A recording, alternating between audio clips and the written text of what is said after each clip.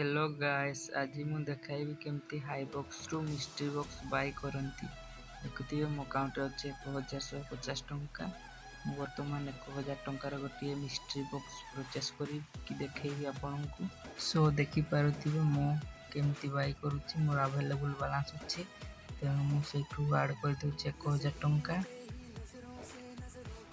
ଏଠୁ କଟିଯିବ ମୋ ଆକାଉଣ୍ଟରୁ। ବର୍ତ୍ତମାନ ଚେକ୍ ଆଉଟ୍ କରିଦେବା। पेड ହେଇଗଲା, पैसा कटि जाइथिବ अकाउंटरू। वर्तमान मिस्ट्री बॉक्स सक्सेसफुल प्रोसेस ହେଇଯାଇଛି। याकू ओपन କରିଦେବା, ଦେଖିବା कौन बाजुची। ओ सनग्लास ये तुम दरकार नहीं, याकू मो रिसेल करिवि एवं रिसेल प्राइस देखिपारथिबे 10 टंका। लाभ 10 टंकार होइगला। आपण भी एहिपरि भाବରେ करिपारिबे। पैसा को 24 घंटा मध्य पुणी क्लेम करिकी पुणी आउथरे लगाई पारिबे।